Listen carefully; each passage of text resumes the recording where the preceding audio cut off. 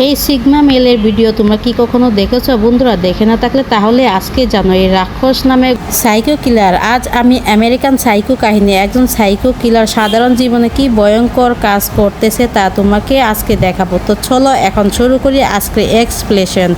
80 দশকের একদম পুরো শেষ সময়ে আমেরিকান শহরে আমরা আজ প্যাট্রিক টটম্যান নামের 27 বছর বয়সী একজন জানো। প্যাট্রিক পিয়ার্স এট পিয়ার্স নামে ফাইন্যান্স ইনস্টিটিউট ছিলেন ভাইস প্রেসিডেন্ট। তিনি ছিল অনেক ধনী, দুলাভাই না হলেও চলতো, আরও ছিলেন ভালো কানেকশন বড়লোক এলিটদের সঙ্গে। সমাজে মানুষদের সাথে দামি কাপড় পোশাক পরে হোটেলে খাওয়া দাওয়া কিংবা নানান ধরনের শো অফ এরা এক ধরনের আসক্তিত ছিল।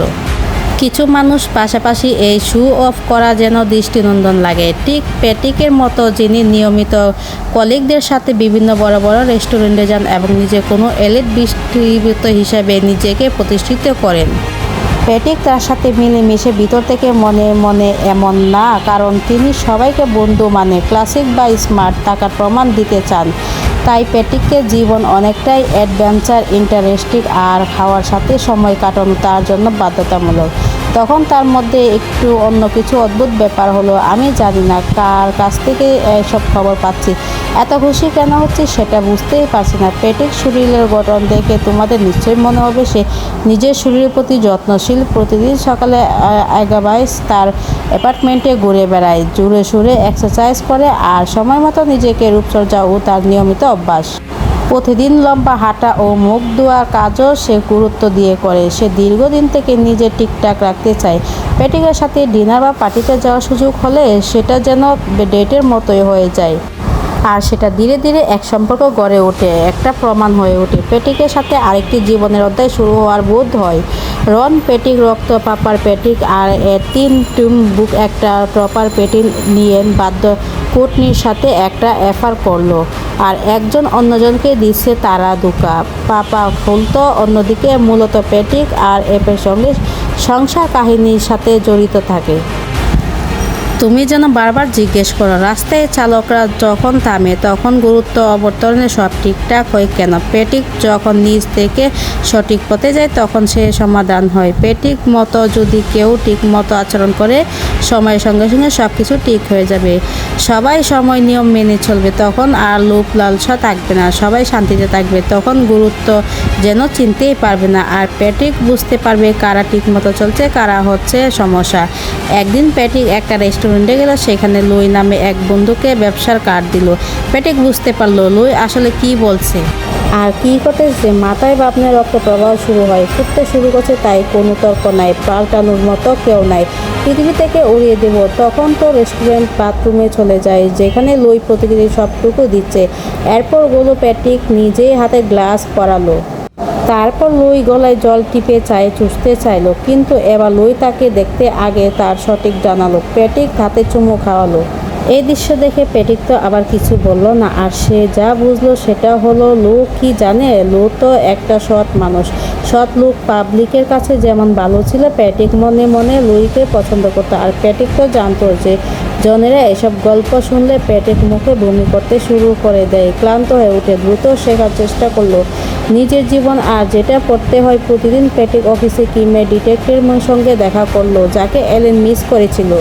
প্যাট্রিক জিজ্ঞাসা করে রনিক নামের সাথে তার ডেট কোথায় ছিল। কিলের জানালো কি ইনফরমেশন পেতে প্যাট্রিক ঠিক মতো ধরতে পারেনি। কিমের আর প্যাট্রিক একসাথে সময় কাটাতে থাকলো। জানতে পারলো যে একটা ম্যাজিক পার্টি হবে। প্যাট্রিক তার আর বন্ধুরা একসাথে ডিনার করলো। সবাই কিমকে বলল পিকের কথা স্মরণ করো। কিমের আর প্যাট্রিক গোপনে অ্যাপার্টমেন্টে গিয়ে একসাথে একটা দিন লাঞ্চ করতে গেল। সবশেষে সবাই জানতে পারলো প্যাট্রিক আর কিমেলের একটা গোপন রহস্য হয়েছে।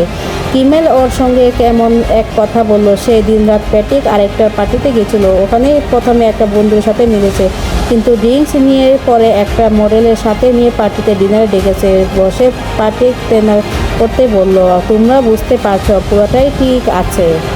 এলেনের মেসেজ শুনে যেন বুঝতে পারলো অ্যাভিলের সাথে প্যাট্রিকের কোনো সম্পর্ক নেই। অর্থাৎ প্যাট্রিক তাকে ধোঁকা দিয়ে নিজে কিছু করার চেষ্টা করতো। তাকে দেখার সব কিছুই মুখটা একদম খারাপ হয়ে যেত এবং প্যাট্রিক তার কষ্ট দেখে মন ভেঙে যেত। তাকে হত্যার চেষ্টা করা হয়নি। তুমি তো পারো বলছো। প্যাট্রিকের সমস্যা হলো যে কাকে খুশি করতে পারে না। তাই আজকে দিনে কেউ তাকে দুঃখী দেখেছে, সে তখন তাকে হত্যার চেষ্টা ছাড়ে দেয়। সেই সঙ্গে প্যাটিক যে বুঝতে পারে গিয়ে বলে কারণটা জানলো, তুমি থাকলে তোমার কষ্ট। প্যাটিকের মুখে সব শোনা, কান্না করতে করতে শেখা যায় না। এটাই প্রথমবার। প্যাটিক হাত থেকে কি বড় শিকার একদম শেষ মুহূর্তে ফিকে হয়ে গেল। কিন্তু কিমের সাথে প্যাটিক এক রেস্টুরেন্টে লাঞ্চ করতে গেল এবং সেখানেই কিমেল তাকে জানতে চাইলো প্রথম থেকে প্যাটিক কি ছিল। প্যাটিক মানে কি কোনো ব্যাপার আছে? দিন থেকে কেউ প্যাটিককে তেমন ভালোভাবে সঠিক উত্তর দিল। লঞ্চ শেষে প্যাটিক কিছুটা বোরিং লাগতে লাগলো। তখন কিমের বলল, আসলে লন্ডনে লাঞ্চ কিমের মানে না। বলল, বন্ধু হয়ে যাও, তোমার জন্য ফেলতে পারবো। কিমের একটুখানি হাসলো। প্যাটিক ভেবেছিল ভালো নার্স হয়ে যাবে, কিন্তু দেখো না কি হলো। সেই দিন রাতে প্যাটিক বাসায় ফেরার পথে এক পরিচিত পেস্টিটিকে দেখলো, আর তার নাম ক্রিস্টি। যেহেতু গতকাল প্যাটিকের টর্চার হবার কারণে তাকে হাসপাতাল যেতে হয়েছে, প্যাটিকে বলা হয়, এইবার তোর সঙ্গে এমন কিছু বলার আছে। সুন্দর সুন্দর গল্প শোনাতে গেলে ক্রিস্টি হাসতে হাসতে পড়ে যায়। তখন প্যাটিক একটা চেক লিখে দিয়ে বলে, তা তুই নে। প্যাটিকের হাত থেকে চেক নিয়ে গাড়ি খুলতে গিয়ে পিক হাতে চেকটা পড়ে গেল।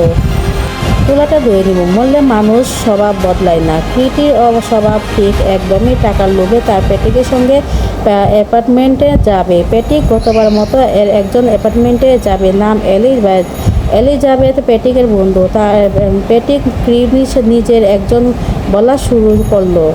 দুজনে একসাথে কিছু কিছু গুরুত্বের কথা। যখন রূপ আরেক উদ্দেশ্যে স্পষ্ট ছিল না, ঠিক সেই উদ্দেশ্য নিয়ে সারা রাত রেখেছে। বাকি রাতে ক্রেডিট দেখতে পায়। প্যাটিক আর এলিজাবেথ মুখ চেপে ধরল, চুপ করে আছে। সেই দৃশ্য দেখে ক্রেস্টি শেখা শুরু করে পালানো, কিন্তু তখনই প্যাটিক এলিজাবেথকে ওর ধরল। হার্ডওয়ার্কে একটা ভয়েস নোট দিয়েছে, প্রায় 20 থেকে 40 জন